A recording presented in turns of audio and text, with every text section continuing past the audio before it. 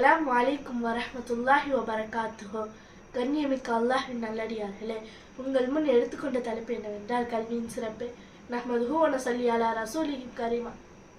கண்ணியமிக்க பெரியோர்களே, நண்பர்களே, அல்லாஹ் தஆலா குர்ஆன் ஷரீஃபில் தம் பிரிய நபியை பார்த்து இவ்வாறு கூறினார்: நபியே, இவ்வாறு துஆ செய்யுங்கள், இரட்சகா எனக்கு கல்வி ஞானத்தை அதிகப்படுத்துவாயாக. ஏனென்றால் கல்வி ஞானம் மட்டுமே அடியான் தன்னை படைத்தான் அல்லாஹ்வை அறிய முடியும். கல்வி ஞானம் உள்ளவரே அல்லாஹ்வை அஞ்சுவார்கள்.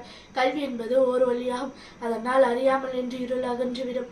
கல்வி என்பது ஒரு நண்பனை போன்றதாம், அதுதான் எப்போது நண்பனை கைவிடாது பாதுகாக்கும். அல்லாஹ் கூறுகிறான், கல்விமான்கள் தான் அல்லாஹ்வை அஞ்சுவார்கள். இன்னும் அறிந்தவரும் அறியாதவரும் சமமாக முடியாது என்று நபி ஸல்லல்லாஹு அலைஹி வஸல்லம் அவர்கள் அருளினார்கள். ஒரு ஆலிம் 1000 வணக்கசாலிகளை விட சிறந்தவர் ஆவார். ஒருவர் தீனை பாதுகாக்கும் எண்ணத்தில் கல்வி கற்க சென்று அதே நிலையில் மரணித்து விட்டார். கியாமத் நாளில் நபிமார்களுக்கும் மத்தியில் ஒரே அந்தஸ்தானி வித்தியாசம் இருக்கும். எல்லாம் வல்ல அல்லாஹ் நம்மளுக்கு மார்க்க கல்வியை கற்கவும் கற்பிக்கவும் அருள் புரிவானாக. ஆமீன்.